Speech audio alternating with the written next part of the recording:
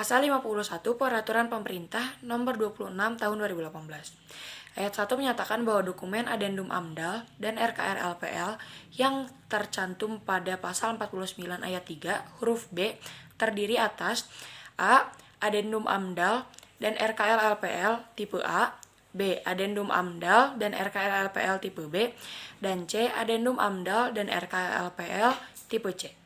Kemudian ayat 2, dokumen Adendum AMDAL dan RKRLPL tipe A yang tercantum pada ayat 1 huruf A disusun dengan muatan, pendahuluan, deskripsi rencana usaha dan atau kegiatan, deskripsi rona lingkungan hidup, evaluasi kegiatan existing dan pemilihan DPH yang sesuai dengan perubahan usaha dan atau kegiatan, perakiraan dan evaluasi dampak lingkungan, RKRLPL, daftar pustaka dan lampiran. Ayat 3, dokumen Adendum AMDAL RKRLPL tipe C yang tercantum pada ayat 1 huruf B disusun dengan muatan, pendahuluan, deskripsi rencana, usaha dan atau kegiatan, deskripsi rona lingkungan hidup, evaluasi kegiatan existing dan identifikasi komponen lingkungan yang terkena dampak, RKRLPL, daftar pustaka dan lampiran. Ayat 4, dokumen Adendum AMDAL dan RKRLPL tipe C yang tercantum pada ayat 1 huruf C disusun dengan muatan, pendahuluan, deskripsi rencana usaha dan atau kegiatan, RKRLPL, daftar pustaka, dan lampiran.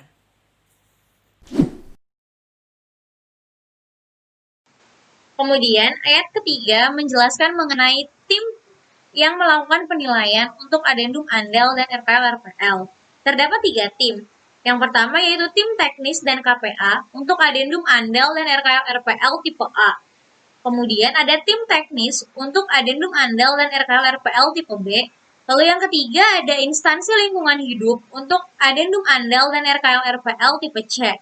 Kemudian, ayat keempat menjelaskan tentang jangka waktu penilaian Adendum AMDAL sampai dengan disampaikannya hasil rekomendasi penilaian kelayakan. Terdapat 3 jangka waktu. Yang pertama, 55 hari kerja terhitung sejak Adendum AMDAL dan RKRLPL tipe A diterima dan dinyatakan lengkap secara administratif. Jangka waktu yang kedua yaitu 30 hari kerja terhitung sejak Adendum AMDAL dan RKRLPL tipe B diterima dan dinyatakan lengkap secara administratif. Kemudian jangka waktu yang ketiga yaitu 14 hari kerja dihitung sejak Adendum AMDAL dan RKRLPL tipe C diterima dan dinyatakan lengkap secara administratif. Pada pasal 53 ayat 1 berdasarkan hasil penilaian Adendum AMDAL dan RKRLPL sebagaimana dimaksud dalam pasal 52 ayat 1, Menteri, Gubernur atau Bupati atau Wali Kota sesuai dengan kewenangannya menerbitkan A. Perubahan keputusan layakan lingkungan hidup jika rencana usaha dan atau kegiatan dinyatakan layak lingkungan hidup, atau B. Keputusan tidak layakan lingkungan hidup jika perubahan rencana dan atau kegiatan dinyatakan tidak layak lingkungan hidup. 2.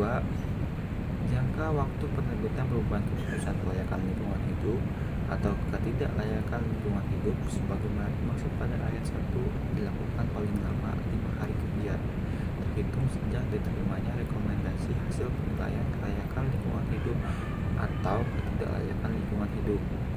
Pasal 54 tata laksana perubahan izin lingkungan dan melalui penyusunan dan penilaian Adendum AMDAL dan RKRLPL secara lebih rinci dicantum dalam lampiran 5 yang merupakan bagian yang tidak terpisah dari peraturan menteri ini. Pasal 55 Peraturan Pemerintah Nomor 26 Tahun 2018 Penyusunan dan pemeriksaan UKL-UPL baru sebagaimana dimaksud dalam pasal 49 ayat 3 huruf C dilakukan berdasarkan ketentuan pasal 31 sampai dengan pasal 39. Bagian keempat, perubahan izin lingkungan tanpa melalui perubahan keputusan kelayakan lingkungan hidup dan perubahan rekomendasi UKL-UPL. Pasal 56 Peraturan Pemerintah Nomor 26 Tahun 2018 Ayat pertama, berdasarkan arahan perubahan izin lingkungan yang dilakukan tanpa melalui perubahan keputusan kelayakan lingkungan atau rekomendasi UKL-UPL sebagaimana dimaksud dalam pasal 45 ayat 5 huruf B dan pasal 49 pelaku usaha wajib. A. Menyiapkan dokumen dan atau berkas-berkas terkait dengan perubahan kepemilikan usaha dan atau kegiatan. B. Memiliki dokumen dan atau berkas-berkas terkait dengan perubahan usaha dan atau kegiatan lainnya sesuai dengan ketentuan peraturan perundang-undangan, dan atau C. Memiliki laporan perubahan pengelolaan dan pemantauan lingkungan hidup yang telah disetujui oleh instansi lingkungan hidup. Ayat 2. Dokumen-dokumen dan atau berkas-berkas yang terkait dengan perubahan izin lingkungan sebagaimana dimaksud pada ayat 1 disampaikan ke lembaga OSS bersamaan dengan pengajuan permohonan perubahan izin lingkungan. Ayat ketiga, berdasarkan pengajuan permohonan perubahan izin lingkungan sebagaimana dimaksud pada ayat 2, lembaga OSS menerbitkan perubahan izin lingkungan. Pasal 57 dan 58. Pasal 57 ayat 1, Instansi Lingkungan Hidup Pusat melakukan pembinaan penata laksanaan AMDAL, Adendum ANDAL, dan RKL-RPL, UKL-UPL, dan SPPL terhadap A. Instansi Lingkungan Hidup Daerah Provinsi, dan B. Instansi Lingkungan Hidup Daerah Kabupaten atau Kota. Ayat 4, pembinaan sebagaimana dimaksud pada ayat 1, ayat 2 dan ayat 3 dilakukan dalam bentuk A. Bimbingan teknis, B. Penyedia informasi yang relevan dan mutakhir terkait AMDAL, Adendum ANDAL, dan RKL-RPL, UKL-UPL, dan SPPL. C. Penyedia panduan teknis yang memuat tata cara dan penjelasan teknik AMDAL, Adendum ANDAL, dan RKL-RPL, UKL-UPL, dan SPPL. Pasal 58 ayat 1, Instansi Lingkungan Hidup Pusat melakukan evaluasi kinerja terhadap penata laksanaan AMDAL, Adendum ANDAL, dan RKL-RPL, UKL-UPL, dan SPPL yang dilakukan oleh A. Instansi Lingkungan Hidup Daerah Provinsi, dan B. Instansi Lingkungan Hidup Daerah Kabupaten atau Kota. Ayat 2, Instansi Lingkungan Hidup Daerah Provinsi melakukan evaluasi kinerja terhadap penata laksanaan AMDAL, Adendum ANDAL, dan RKL-RPL, UKL-UPL, dan SPPL yang dilakukan oleh Instansi Lingkungan Hidup Daerah Kabupaten atau Kota. Ayat 3, evaluasi kinerja sebagaimana dimaksud pada ayat 1 dan ayat 2, paling sedikit dilakukan terhadap A. Pelaksanaan norma, standar, prosedur, dan kriteria terkait dengan penata laksanaan AMDAL, Adendum ANDAL, dan RKL-RPL, UKL-UPL, dan SPPL. B. Kinerja Komisi Penilaian AMDAL daerah provinsi dan daerah kabupaten atau kota terkait penata laksanaan AMDAL dan Adendum ANDAL dan RKL-RPL untuk usaha dan atau kegiatan yang wajib memiliki AMDAL. C. Kinerja Instansi Lingkungan Hidup Daerah Provinsi dan Daerah Kabupaten atau Kota terkait penata laksanaan UKL-UPL dan SPPL untuk usaha dan atau kegiatan yang wajib memiliki UKL dan UPL dan SPPL. D. Kinerja penyusun dokumen AMDAL, UKL-UPL, dan SPPL. Ayat 4, evaluasi kinerja sebagaimana dimaksud pada ayat 3 dilakukan secara berkala dan atau sewaktu-waktu. Ayat 5, mekanisme dan tindak lanjut evaluasi kinerja dilakukan sesuai dengan ketentuan yang diatur dalam Peraturan Menteri mengenai pembinaan dan evaluasi kinerja Komisi Penilaian AMDAL dan pemeriksa UKL-UPR daerah. Sama-sama diketahui, ANDAL atau analisis mengenai dampak lingkungan hidup adalah dokumen yang berisi telaah secara cermat terhadap dampak penting dari situasi rencana kegiatan. Sedangkan RPL atau Rencana Pemantauan Lingkungan Hidup adalah dokumen yang memuat program-program pemantauan untuk melihat perubahan lingkungan yang disebabkan oleh dampak-dampak yang berasal dari rencana kegiatan. Dan yang terakhir, RKL atau Rencana Pengelolaan Lingkungan Hidup adalah dokumen yang memuat upaya-upaya untuk mencegah, mengendalikan, dan menanggulangi dampak penting lingkungan hidup yang bersifat negatif, serta memaksimalkan dampak positif yang terjadi akibat rencana suatu kegiatan. Pasal 59 menyatakan pertama, proses permohonan dan penerbitan izin lingkungan, penyusunan dokumen AMDAL, Adendum AMDAL, RKPPL, dan UKL-UPL dilakukan melalui sistem OSS. Yang kedua, Menteri membangun dan mengembangkan sistem informasi dokumen lingkungan dan izin lingkungan untuk mendukung pelaksanaan sistem OSS sebagaimana dimaksud pada ayat pertama. Ayat ketiga yaitu Menteri, Gubernur, Bupati, atau Wali Kota mengoperasikan dan memelihara sistem informasi dokumen lingkungan dan izin lingkungan sebagaimana dimaksud pada ayat 2. Ayat keempat berbunyi, sistem informasi dokumen lingkungan dan izin lingkungan sebagaimana dimaksud pada ayat 2 dan 3 terintegritas dengan A. Sistem informasi Kementerian Lingkungan Hidup dan Kehutanan, B. Sistem OSS, dan C. sistem pelayanan terpadu di pusat daerah. 5. Sistem informasi dokumen lingkungan dan izin lingkungan sebagaimana dimaksud pada ayat 2 digunakan dalam pelaksanaan proses penyusunan dan penilaian dokumen AMDAL, Adendum AMDAL, RKL, RKPL, serta pemeriksaan UKPL, RPL di pusat dan daerah. Ayat ke-6 berbunyi, yaitu sistem informasi, dokumen dan lingkungan, dan izin lingkungan sebagaimana yang dimaksud pada ayat 2 mencakup A. Sistem pelayanan publik, sekretariat KPA, dokumen lingkungan hidup, sistem pelaporan izin lingkungan. Dan pasal 60 menyatakan bahwa sistem pelayanan publik, sekretariat KPA, dokumen lingkungan, dan sebagaimana yang dimaksud pada 59 ayat 6 huruf A berisi data dan informasi terkait dengan A. Administrasi proses penilaian AMDAL, Adendum, RKPPL, dan pemeriksaan UKPL, UPL. B. Metodologi dan pedoman teknis dokumen lingkungan hidup. C. Para pihak yang terkait dan proses AMDAL, Adendum, AMDAL, RKL, RPL, dan pemeriksaan UKL, UPL, antara lain KPA, lembaga penyedia jasa, penyusunan dokumen AMDAL, dan penyusunan AMDAL perorangan, dan lembaga sertifikasi profesi, ILSP, penyusunan AMDAL. Dan D berbunyi, peta interaktif sistem informasi dokumen lingkungan. Penjelasan tentang pasal 61 dan 62, di mana pasal 61 itu berbunyi sendiri ayat 1, sistem penilaian dokumen lingkungan hidup sebagaimana dimaksud dalam pasal 59 ayat 6 huruf B berisi ada 2 poin. Poin A, data dan informasi non spesial, dan poin D, data dan informasi spesial yang digunakan dalam proses penilaian AMDAL, Adendum AMDAL, dan RKL, RPL, serta pemeriksaan UKL, UPL. Kemudian ayat 2, data dan informasi non spesial sebagaimana dimaksud pada ayat 1 huruf A meliputi poin A, ada identitas pelaku usaha. Jadi di mana ketika seorang pengusaha untuk membuka usaha, maka mereka harus mencantumkan identitas mereka yang sebenarnya sebagai identitas pelaku usaha. Poin B, ada deskripsi rencana kegiatan beserta tahapan kegiatannya yang meliputi tahap prakonstruksi, konstruksi, operasi, dan pasca operasi. Jadi setiap pelaku usaha yang harus melewati 3 komponen ini, di mana mereka harus mengikuti tahap konstruksi, prakonstruksi, konstruksi, kemudian pasca operasi. Poin C, ada data komponen lingkungan ranah awal. Poin D, data peran serta masyarakat. Poin E, studi AMDAL. Poin F, proses pelingkupan. Poin G, proses dan hasil perhitungan besaran perakiraan dampak dan sifat penting dampak. Poin H, proses dan hasil evaluasi dampak secara holistik. Poin I, rencana pengelolaan lingkungan hidup. Dan J, ada rencana pemantauan lingkungan hidup, dan ini sangat perlu dilakukan karena suatu perusahaan harus melestarikan lingkungan, dan disinilah pemantauan lingkungan hidup itu perlu. Kemudian ayat 3, data dan informasi spesial sebagaimana dimaksud pada ayat 1 huruf B meliputi poin A, ada peta tapak proyek. Poin B, ada peta batas wilayah studi. Poin C, peta pengelolaan dan pemantauan lingkungan. Dan poin D, ada peta lain yang relevan. Ayat 4, data dan informasi spasial sebagaimana dimaksud pada ayat 3 merupakan data dan informasi dalam format shapefile dengan sistem koordinat geografis atau GeoProject. Baiklah, itulah penjelasan ayat tentang pasal 61. Kemudian pasal 62, ayat 1-nya berbunyi, sistem pelaporan izin lingkungan sebagaimana dimaksud dalam pasal 59 ayat 6 huruf C mencangkup A, pelaporan pelaksanaan izin lingkungan.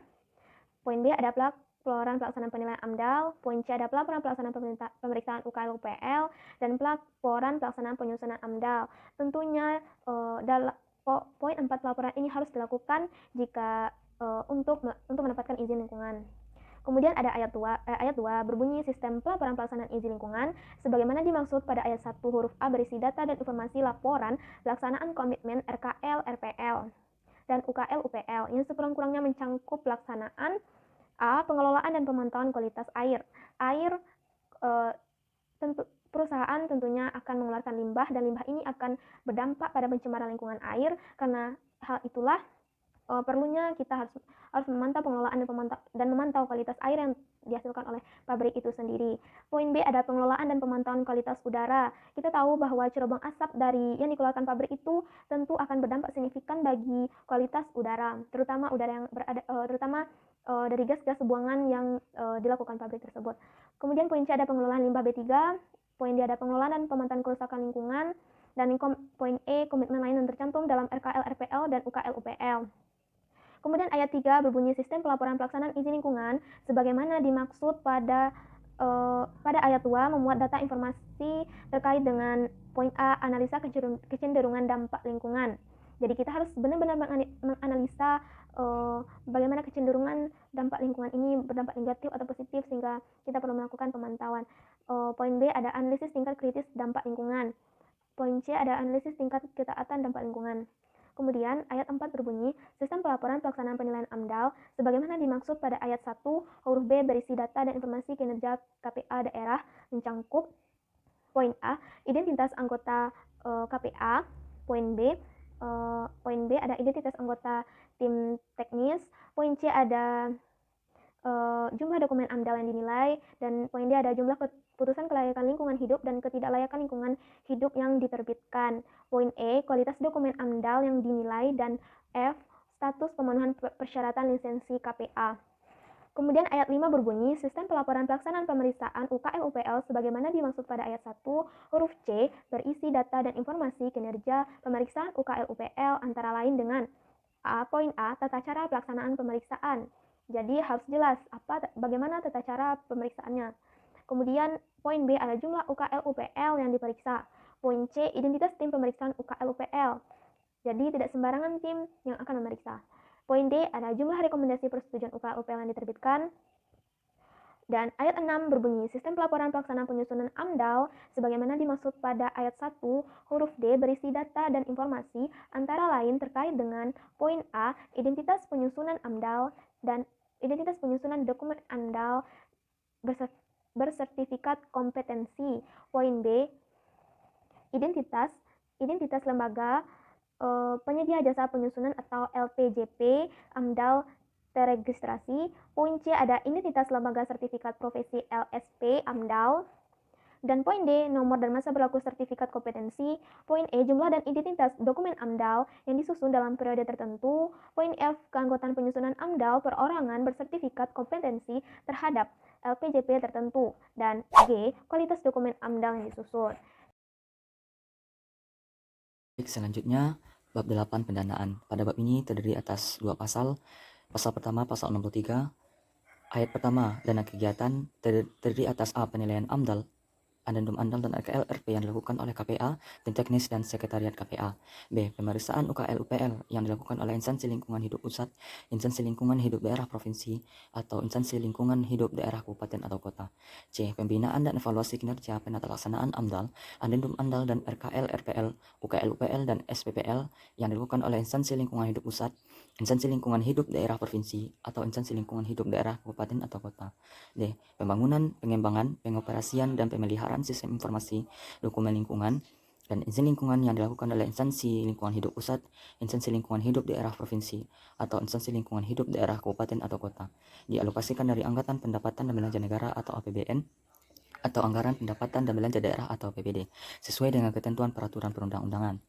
Ayat 2.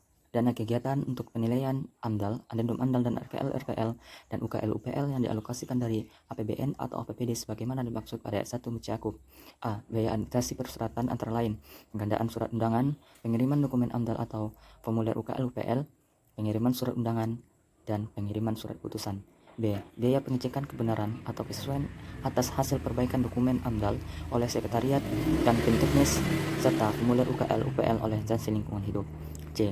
Administrasi penerbitan keputusan kelayakan atau ketidaklayakan, dan D. Administrasi penerbitan rekomendasi UKL UPL.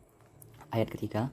Dana kegiatan untuk penilaian AMDAL, adendum AMDAL dan RKL RPL dan UKL UPL sebagaimana dimaksud pada ayat 2 dapat dibebankan kepada pelaku usaha sesuai dengan ketentuan peraturan perundang-undangan. Ayat 4. Jasa penilaian dokumen AMDAL, adendum AMDAL dan RKL RPL dan pemeriksaan UKL UPL yang dilakukan oleh KPA dan tim teknis dibebankan kepada pelaku usaha sesuai dengan standar biaya umum atau SBU nasional atau daerah yang diatur dalam ketentuan peraturan perundang-undangan.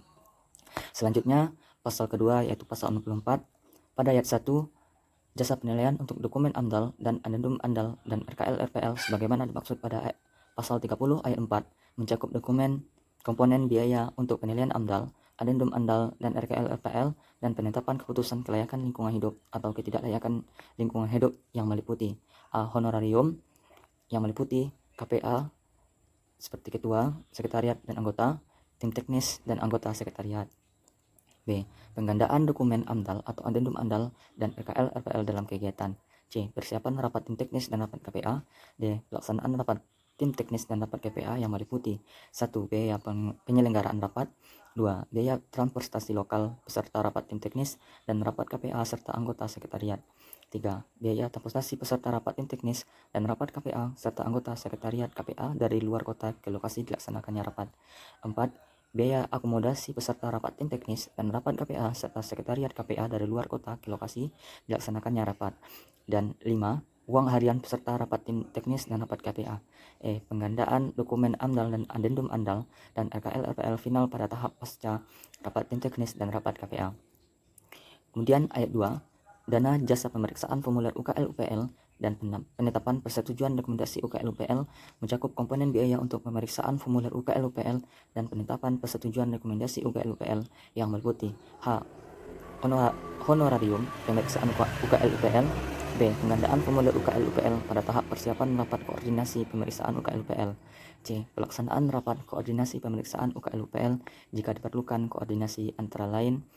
Yang pertama, biaya penyelenggaraan rapat. Yang kedua, biaya transportasi lokal peserta rapat.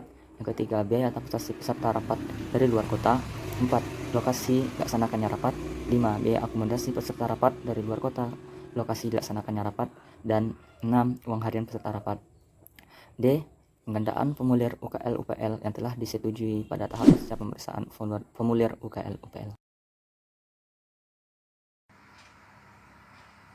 Pasal 65 dengan berlakunya peraturan menteri ini maka A. Peraturan Menteri Negara Lingkungan Hidup Nomor 16 Tahun 2012 tentang pedoman penyusunan dokumen lingkungan hidup.